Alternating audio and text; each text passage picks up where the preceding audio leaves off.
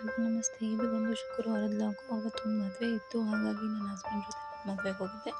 ಇವ್ರ ಫ್ರೆಂಡ್ ಮದುವೆ ಇದ್ದಿದ್ದರಿಂದ ಮದುವೆಗೆ ಹೋದ್ವಿ. ಅಲ್ಲೇ ಇವ್ರ ಫ್ರೆಂಡ್ಸ್ಗಳು ಬಂದಿದ್ದರು. ಅವ್ರ ಜೊತೆ ಒಂಚೂರು ಫೋಟೋಶೂಟ್ ಮಾಡಿಕೊಂಡು, ಹಾಗೆ ಹುಡುಗಿ ಕೊಟ್ಟಿರುವಂತಹ ಎಲ್ಲ ಪಾತ್ರೆ ಸಾಮಾನು ಏನೇನು ಕೊಟ್ಟಿದ್ದಾರೆ ಅಂತ ಜೋಡಿಸಿದ್ರು, ಹಾಗೆ ನೋಡಿಕೊಂಡು ಊಟ ಎಲ್ಲ ಮಾಡಿಕೊಂಡು ಮದುವೆ ಮುಗಿಸ್ಕೊಂಡು ಅಲ್ಲೇ ಹೋಗಿ ಒಂದು ಐಸ್ ಕ್ರೀಮ್ ತಿಂದು ಆಚೆಗಡೆ ಅಲ್ಲಿಂದ ನಾವು ಮನೆಗೆ ಹೊರಟ್ವಿ. ಮನೆ ಹತ್ರ ಬಂದು ನಾಳೆ ಹುಣ್ಣಿಮೆ, ಶನಿವಾರ ಹುಣ್ಣಿಮೆ ಇದ್ದಿದ್ದರಿಂದ ನಾನು ಸ್ವಲ್ಪ ಹೂವಿನ ಬೇಕಿತ್ತು ಮನೆ ಒರೆಸೋಕ್ಕೆ. ಹೂವಿನ ತರೋಣ ಅಂತ ನಮ್ಮ ಮನೆ ಹತ್ತಿರದಲ್ಲಿ ಇರುವಂಥ ಒಂದು ಕೊಟ್ಟಿಗೆ ಹತ್ರ ಬಂದ್ವಿ. ಅಲ್ಲಿ ಎಲ್ಲ ಕೋಳಿ ಮರಿ, ಎಮ್ಮೆ, ಹಸು, ಕುರಿ ಮರಿಗಳನ್ನೆಲ್ಲ ಸಾಕಿದ್ದಾರೆ. ಅಲ್ಲಿ ಗೋಮೂತ್ರ ತರೋಣ ಅಂತ ಬಂದ್ವಿ. ಇಲ್ಲಿ ಗೋಮೂತ್ರನೇ ಇರಲಿಲ್ಲ, ಖಾಲಿಯಾಗಿ ಹೋಗಿತ್ತು.